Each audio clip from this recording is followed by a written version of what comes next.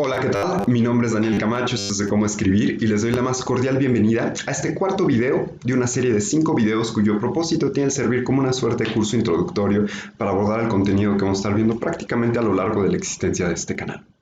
Así que si no han comenzado por los videos anteriores, les sugiero comenzar por ahí. Los enlaces los encontrarán en la descripción porque el curso está pensado de manera secuencial. No obstante, pueden continuar con este video sin necesidad de ver los previos. Hoy vamos a ver uno de los temas que personalmente me ha nutrido muchísimo de manera artística y creativa, pero no solamente de manera artística y creativa, sino también intelectual e incluso me atrevería a decir espiritualmente, que tiene que ver con la pregunta de qué es la realidad y qué es la ficción, y cómo esta pregunta nos importa como escritores y al momento de escribir.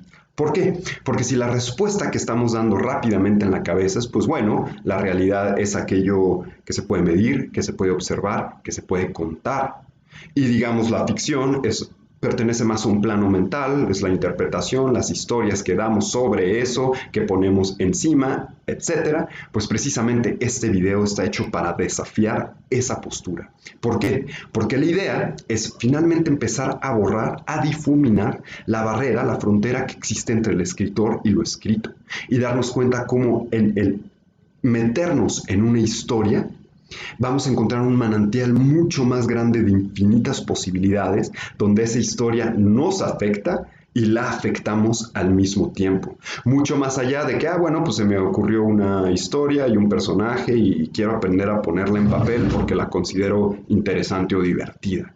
Vamos a ver cómo de la primera manera es algo que va mucho más allá de un gozo estético. Y eso es lo que les espero poder compartir.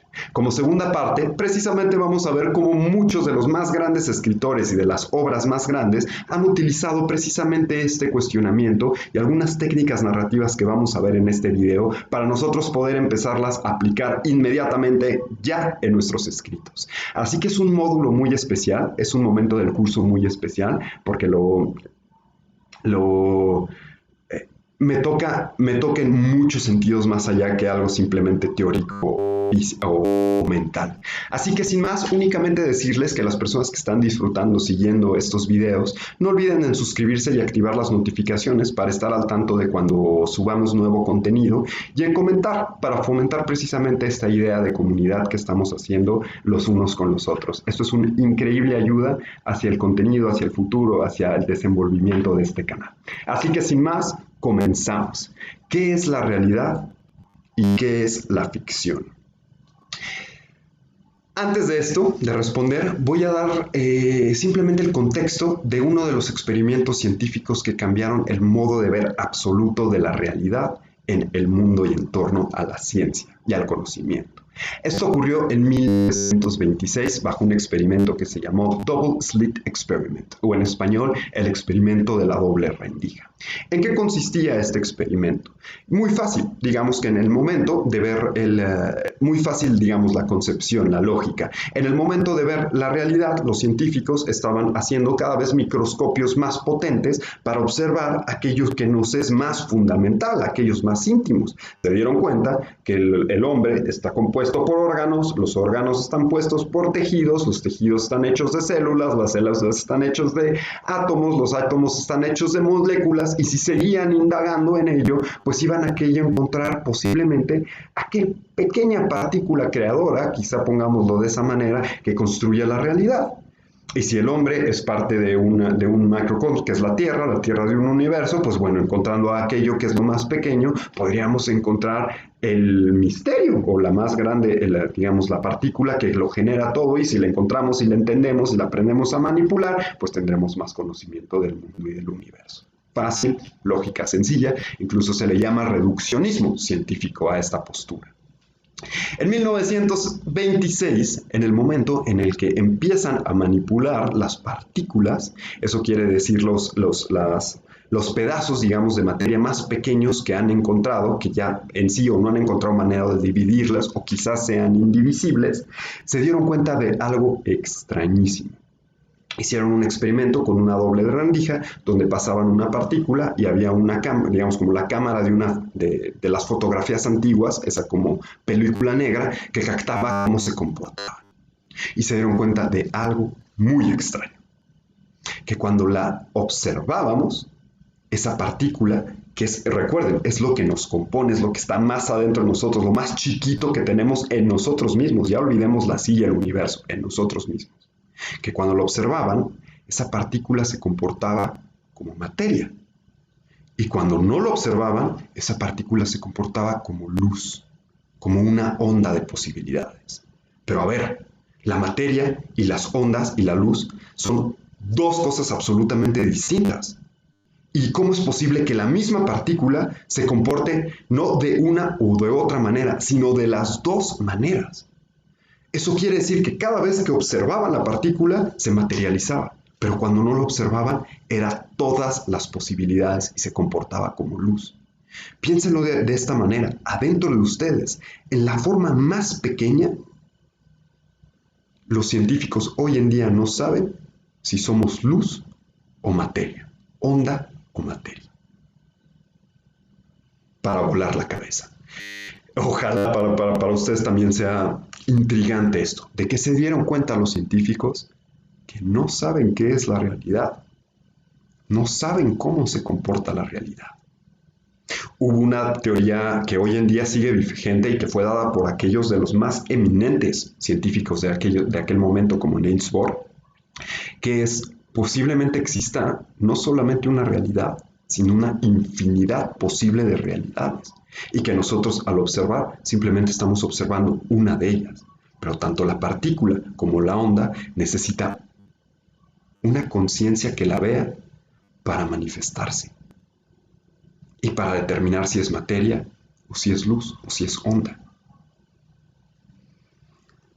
Cuando yo supe esto me voló la cabeza. Segundo experimento. Años más tarde hacen el experimento que se llama Double Entanglement Particle, que tiene que ver con dos partículas precisamente que están fuertemente relacionadas y de repente se separan.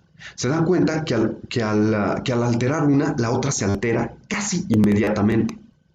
Separan estas partículas por medios físicos teóricos millones de años luz y se dan cuenta de algo extrañísimo otra vez. Que al alterar a una, la otra se altera otra vez, casi inmediatamente. Eso quiere decir que hay algo que conecta las partículas adentro de nosotros. Sigamos pensando que todo esto está dentro de nosotros, que no es algo ajeno.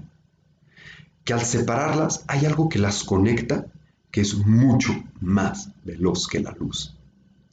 Imposible. La ciencia no ha concebido nunca antes algo más veloz que la luz. ¿Cómo es esto posible? Misterio. Tanto el primer experimento como el segundo experimento siguen siendo un completo y absoluto misterio. Antes de entrar en temas sobre esto, precisamente qué es la realidad, si los científicos más serios y el conocimiento que hasta hoy en día nos ha llevado hasta aquí a cuestionarnos qué es la realidad, si ellos mismos no lo saben, quizá el que nosotros creamos y aseguremos que lo sepamos es un acto un poco temerario. Voy a poner un último ejemplo que me parece apasionante. Una amiga desarrolló un movimiento que se convirtió en viral que se llamó The Dream Movement, el movimiento de los sueños, en donde desarrolló un blog en donde las personas se subían y escribían sus sueños. Rápidamente se volvió viral y de repente tenía personas de distintos lados del mundo escribiendo sus sueños. Se da cuenta que las personas en distintos contextos, distintos lados que no se conocían, empezaban a soñar exactamente lo mismo. Para ella fue un shock. Inmediatamente o poco tiempo después la contactó Penguin Random House, que es esta editorial monstruo de los Estados Unidos, para publicar alguna colección de esos sueños, e inmediatamente también el MIT, el Instituto de Massachusetts, para empezar a negociar el comprar esa base de datos. ¿Cómo es posible que dos personas en dos lugares absolutamente distintos del mundo, y no solo dos, muchas, estén soñando exactamente lo mismo? Lo que les quiero decir con esto es que ojalá empiecen a interiorizar que la realidad es mucho más misteriosa de lo que creemos. ¿A qué voy con esto? Y ahora sí comenzamos con respecto a la literatura. Que la realidad es infinita, mientras la ficción no. Y empezamos a creer lo contrario. Pues la ficción, la imaginación es infinita, la realidad no lo es. Pero realmente cuando nos empezamos a asomar a lo que es la realidad, nos damos cuenta que estamos ante un fenómeno infinitamente peligroso. Y para mí, personalmente, eso me hace hincarme ante el misterio y decir, wow, qué increíble es la vida. Sin embargo, la ficción, ¿de qué vive? La ficción nace de tratar de poner muros y entendimiento hacia la realidad que es infinita, o por lo menos incomprensible mentalmente. ¿Por qué? Vamos a ponerlo de esta manera. Imaginemos que la ficción es como una especie de escultura de barro. La ficción, la que escribimos, ya estamos aterrizando en la escritura, es como una escultura de barro, como un pedazo de barro, que a medida que la vamos moldeando, le vamos dando una forma, pero a medida que le vamos dando una forma, vamos renunciando a todas las otras posibilidades que esa materia pudo ser.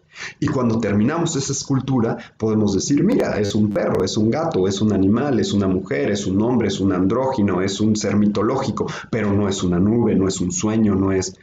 Es esto. Eso mismo es la ficción y es muy importante como escritores el entender que cuando nosotros estamos creando ficción estamos realmente dando límites más que abriendo posibilidades, porque si como escritores en nuestra ficción simplemente nos encargamos de abrir y abrir y abrir y abrir, lo que vamos a hacer es perder el interés del lector inmediatamente. Pongamos dos ejemplos. Imaginémoslo como un juego, que la ficción es como una especie de juego como el ajedrez. En el ajedrez hay 32 piezas y 64 casillas. ¿Y de qué trata? De ir avanzando y limitando las posibilidades de tu rival hasta que sus posibilidades sean cero. Eso quiere decir que no hay cosa que él pueda hacer, tú cazas a su rey. Ahora imagínense que ese mismo juego, 32 piezas, tiene un tablero infinito, sin límites. ¿Qué es lo que pasaría? Que el juego nunca acabaría. ¿Qué es lo que pasaría? Que se volvería muy aburrido, porque no habría manera de capturar las piezas del otro. Si el tablero es infinito, ¿por qué vas a arriesgar a tus piezas? Las posibilidades de escape son infinitas. El juego se volvería aburrido.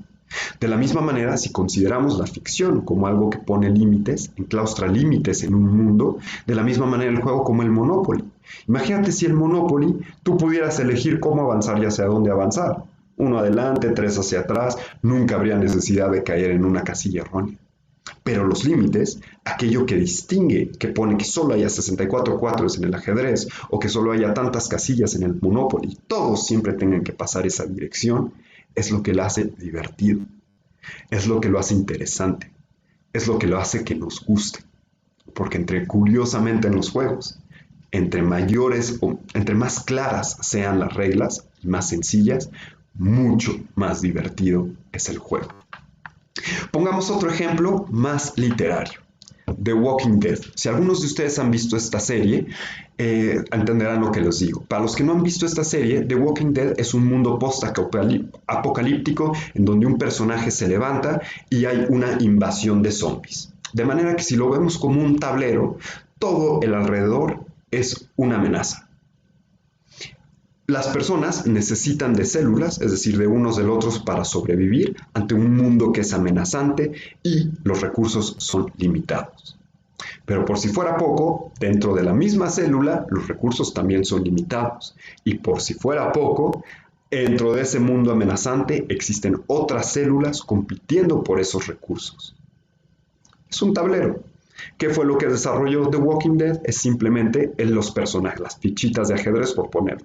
Este va a ser el arquetipo de la persona que va a ser el que va a sobrevivir a toda costa sin importarle a los otros. Él es el pensador, él es el volador, él es el estratega, bla, bla, bla. Si se dan cuenta, también la literatura y la narrativa y los guiones pueden ser desarrollados desde esta perspectiva de juego y límites, que eso es muy importante. Ya que quiero llegar con todo esto, que precisamente cuando escribimos lo que hacemos es darle límites a la realidad. ¿Por qué? Porque la conclusión es paradójica. Curiosamente, la realidad termina pareciéndose más a la ficción y la ficción a la realidad cuando escribimos. ¿Por qué? Porque la realidad, ante ser infinita, como nos demuestra la ciencia hoy en día, lo que hacemos en la ficción es tratar de que nuestra ficción se parezca a la realidad. Es decir, nosotros tenemos un mundo postapocalíptico lleno de zombies, pues lo que tenemos que hacer es que los humanos se parezcan más a nosotros en medida de lo posible. Y si todos vemos esa serie o leemos libros similares, todos decimos, híjole, yo creo que en esta situación yo sería como esta persona. O yo haría esta cosa, o yo sería definitivamente ese personaje, o yo haría las cosas como lo hizo ese personaje. Porque ante esa ficción, aunque no exista la posibilidad hoy en día de los zombies pululando postapocalípticamente el mundo, lo que estamos trayendo a nuestra ficción es lo que más conocemos y delimitamos como realidad, que es ciertas personalidades, ciertas formas de pensar, ciertos patrones que nosotros como humanidad tenemos. Así que esto es muy importante entender, porque cuando nosotros generamos ficción, lo que necesitamos empezar a hacer es a delimitar las reglas. Vamos a poner un ejemplo, vamos a pasar ya a la segunda parte, cómo empezar prácticamente a generar ficción. Todas las historias, o por lo menos todas las historias de los libros, o todas las historias que leemos, comienzan generalmente con una regla, y es la ruptura de la cotidianidad. ¿Eso qué quiere decir? Piénsenlo de esta manera. Ustedes cuando llegan a casa y hablan con su pareja, con su mamá o con sus amigos y les dicen, no sabes lo que me pasó, y comienzan con una historia. ¿Por qué comienzan con esa historia? Porque algo rompió su cotidianidad y eso es lo que vale la pena ser contado. Entonces, en esta ruptura de la cotidianidad nacen las historias. Y si lo piensan de esta manera, todas nacen así. Piensen en Lolita de Nabokov, que el personaje es X persona y su mundo cambia cuando conoce a esta niña de 14 años. Y entonces empieza la historia en torno a cómo su vida cambió por esta persona. El mundo límites, empieza a generar límites y la historia empieza a seguir cómo esa ruptura de la cotidianidad cambió el día a día del personaje. Pero esto ocurre absolutamente con todo. ¿Qué es la realidad o qué es la no ficción? El simplemente narrar. Por eso es una excelente manera de comenzar cualquier historia o novela. El imaginar a un personaje en su cotidianidad y aquella cosa que rompe inmediatamente su cotidianidad y ahí empieza la historia. ¿Qué es la ficción? ¿Qué es la fantasía? Una cotidianidad que se rompe a través de una realidad que se ruptura. Voy a poner un ejemplo muy sencillo y uno de los grandes clásicos de la literatura de ciencia ficción y de fantasía. Así empieza el libro de Isaac Asimov. Las tres leyes de la robótica. Un robot no debe dañar a un ser humano o por su inacción dejar que un ser humano sufra daño. Segunda ley. Un robot debe ofrecer las órdenes que le son dadas por un ser humano, excepto cuando estas órdenes se opongan a la primera ley. Tercera ley. Un robot debe proteger su propia existencia, hasta donde esta protección no entre en conflicto con la primera o la segunda ley. Vean qué hermoso y qué magistral forma de iniciar un cuento, de iniciar una novela. Ahí está el tablero, lo que hablábamos hace rato. Los límites están perfectamente descritos. Estas son las leyes de las cuales toda la novela va a hablar. ¿Cómo comienza la novela? Una niña jugando con su robot, vemos que el robot tiene ciertas preferencias, les gusta una cosa en lugar de otra, y de repente el robot rompe la cotidianidad. Desafía estas tres reglas. Y todo el libro se construye a raíz de eso. A través de eso puedes tocar el infinito de temas.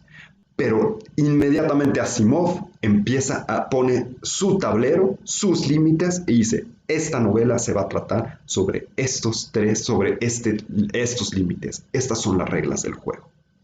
Nosotros debemos de hacer como escritores exactamente lo mismo. Porque la realidad es vasta y pueden ocurrir infinitas cosas.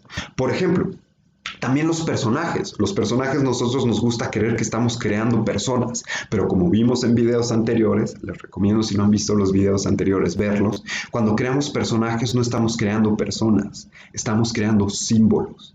Estamos creando arquetipos. Por eso mismo, por ejemplo, un personaje como Frodo, del Hobbit, jamás podría levantarse un día y decir, ¿saben qué? Ya me cansé, me regreso a la comarca, esto está muy complicado. Sin embargo, una persona absolutamente lo podría hacer. Una persona de carne y hueso. Pero ¿por qué en las historias eso no pasa? Porque no son personas. Son arquetipos, son símbolos que están limitados dentro de un tablero, por ponerlo así, con una finalidad. El humano cambia, las historias no. La manera de que el humano entienda las historias puede ser diversa a lo largo de sus experiencias, de lo que tiene que hacer, pero las historias no cambian. De manera que es muy importante entender que cuando generamos ficción, generamos límites, como esta forma de esculpir el barro. Y cuando delimitamos esos límites, hay que respetarlos. Por eso, si decidimos que nuestro arquetipo del héroe era Frodo, que iba a combatir el mal, él siendo la persona, el anillo, digámoslo así, siendo la codicia, el poder, ¿quién lo puede cargar? Únicamente la persona más ligera, la que no tiene atributos bélicos, la que no ambiciona nada, la que simplemente quiere vivir en paz. Es la única persona capaz de cargar con el poder y el peso del anillo. Y al final, cuando llega hasta allá, termina también corrompiéndolo a él.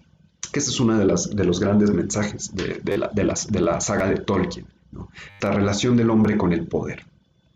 Así que aquí vemos muy claramente cómo esto ocurre en todos lados. Piensen en Kafka, la metamorfosis. El hombre se levanta siendo una cucaracha. Y todo el trabajo del escritor es cómo moldear la vida, la cotidianidad, a esa realidad. Entonces, realmente la gran pericia del escritor es tratar de hacer lo más humanamente real aquella situación a través de establecer límites. ¿Cómo se inician esas historias? ¿Cómo podemos iniciar cualquiera de esas historias? A través de una ruptura con la realidad. Pensemos en Carlos Castaneda, en las enseñanzas de Don Juan. ¿Cómo inicia su historia? Cuando esta persona, antropólogo, está viviendo su vida, va a hacer un estudio de campo y encuentra a su maestro, a su gurú, a su sensei, por ponerlo de alguna forma. Y ahí empieza la historia. ¿Cómo podemos empezar nuestras historias? Otra vez, imaginándonos la cotidianidad de un personaje que va a emprender lo que Joseph Campbell llamó el camino del héroe, que va a traer algo a través de una ruptura de su cotidianidad. Así que esa es una manera muy eficaz para todos nosotros de iniciar historias, novelas, cuentos, porque todas, sin importar, o por lo menos el 90%, por favor, si alguien de ustedes conoce alguna excepción a esta regla, háganmela saber en los comentarios, porque no digo que todas puedan empezar así, pero he puesto así tiempo en reflexionar sobre esto y pues cada vez me doy cuenta que es más así. Siempre, ¿cómo es la historia del Buda? Aquel príncipe que vivía en su castillo y decidió desafiar su cotidianidad a través de ir y experimentar lo que era el mundo, la calle, la enfermedad, la muerte, el dolor. Lo mismo pasa con Jesús, lo mismo pasa con cualquier historia. Empieza cuando la cotidianidad se rompe. Eso cuando tratamos de creer no ficción, por decirlo así, que es, vivimos en un mundo de reglas humanas. ¿Qué pasa con el mundo fantástico? La historia comienza cuando la cotidianidad se rompe en ese mundo fantástico, que ya desafió, que ya hubo cierta ruptura con la realidad. Así que esta es la clase de hoy, espero no haya sido muy pesado, pero vamos a aterrizarlo todavía más con un ejemplo y vamos a hacer una serie de ejercicios para que ustedes puedan entender y aplicar esto. Para ello voy a dar una lectura increíblemente divertida. Si alguien de ustedes es digamos, tiene una moral religiosa en que no le cuesta trabajo ver escenas sexuales o palabras, quizá no sea su texto, pero bueno, hoy en día vemos tantas cosas en la televisión y de violencia y en las noticias que espero esto no ofenda a nadie. Es uno de los cuentos que se llama No hay camino al paraíso, de Charles Bukowski. Lo pueden encontrar en ciudadseba.com, No hay camino al paraíso. Voy a dejar de todos modos el link en la descripción. Léanlo. Y vamos a hacer un juego, 3 niveles de ejercicio. El primero es lo lean. El primer nivel es que encuentren en dónde se rompe la cotidianidad del personaje. El segundo nivel, si lo quieren responder por así, es en dónde se rompe la cotidianidad y hay una ruptura de la realidad. El tercer nivel es ustedes hacerlo en un ejemplo. Empiecen un cuento donde un personaje rompa su rutina o ocurra algo en su cotidianidad, por lo tanto, una historia comienza. Voy a darles un ejemplo.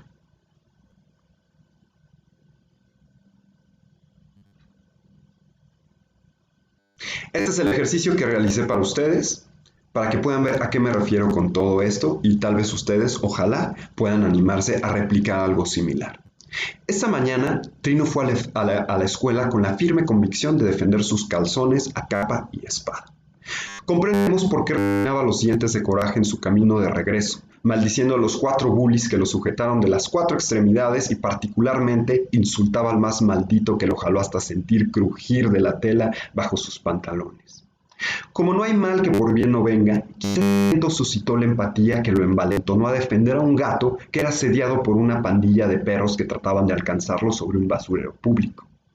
Ahuyentados, el gato, muy humanamente, se arrojó a sus brazos como en agradecimiento, y Trino juró a sí mismo que nunca permitiría que nada malo le volviera a ocurrir a dicho felino. Con un desplante de lo que él consideró creatividad, le dijo: «Te llamaré Miau», y el gato, como sorprendido, lo observó a los ojos y casi creyó estar soñando cuando lo escuchó decir: «Tonto, ¿por eso te molestan en la escuela?». Cuando Trino estaba seguro de haber alucinado estas palabras, el gato saltó de sus brazos y se perdió en un oscuro callejón. Entonces miró 2 ojos abrirse entre la penumbra y volvió a escuchar esa misma voz ronroneada: «Me llamo Satie». Trino ya tenía una relación de mutuo reconocimiento con dicho callejón. Todos los días, de camino a la escuela, cuando el callejón lo miraba, él apresuraba el paso. Pero en esa ocasión, cuando los ojos felinos se difuminaron en la oscuridad, dudó unos segundos, dio un respiro y, envalentonado, fue tras de Satie. En este ejemplo, siento que la voz narrativa es un poco solemne, no me encanta, probablemente la cambiaría, es un poco como grave, pero aquí lo que quiero ejemplificar con esto que hice para ustedes es el hecho de cómo todos los días, otra vez, Trino es este personaje que todos los días es buleado, le pasa exactamente lo mismo, sin embargo por eso mismo trata de defender a un gato, lo logra defender y ese gato rompe su cotidianidad de repente hablando.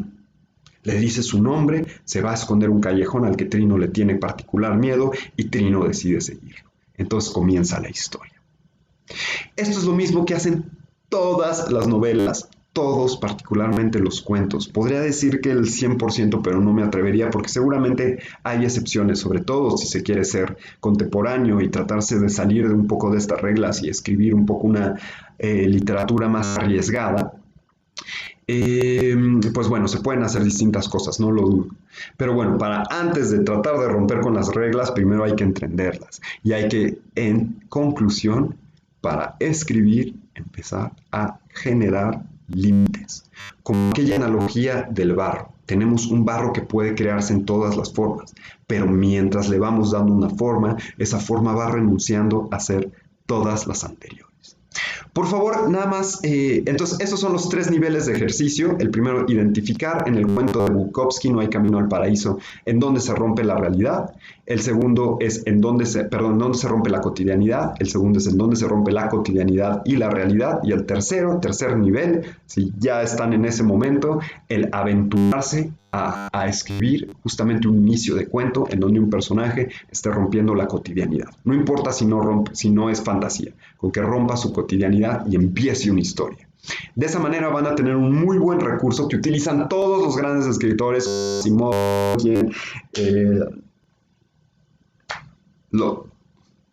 me gustaría saber de un escritor consagrado que no haya nunca empezado una historia de esta manera. Si ustedes lo conocen, por favor, házmelo saber para alimentar la reflexión.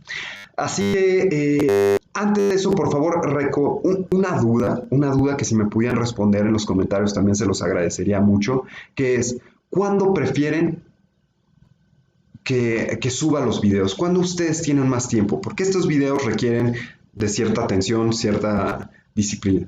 ¿Cuándo es el mejor momento? ¿Los fines de semana, entre semana? ¿Les es completamente indiferente? ¿Cuándo tienen más tiempo ustedes de dedicárselos a la literatura?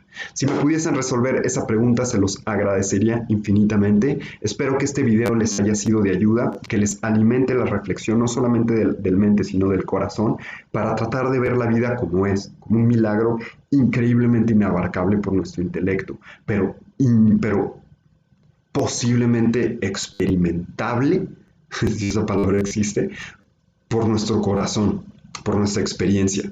Y eso lo podemos plasmar en las letras. Y cuando plasmamos eso en las letras, hay sin ninguna certeza, hay mucha más posibilidad de que cautivemos también al lector, porque estamos teniendo una manera de relacionarnos en donde afectamos a la historia, pero la historia también nos afecta a nosotros, porque la abarcamos y la vivimos desde un punto de vista muy distinto, que es el punto de vista de comprendernos.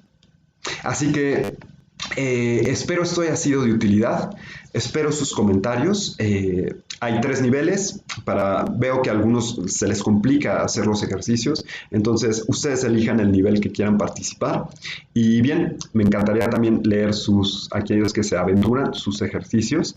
Les sugiero que bueno, esto lo voy a decir en el video anterior, hay una mujer que se llama María que ha hecho unos ejercicios increíbles. Revisen los ejercicios de los videos anteriores también para que vean precisamente cómo sus compañeros están desarrollando estas técnicas. Así que sin más, me despido, nos vemos para el 5º y último video, esperando que estén disfrutando de esta serie. Hasta luego.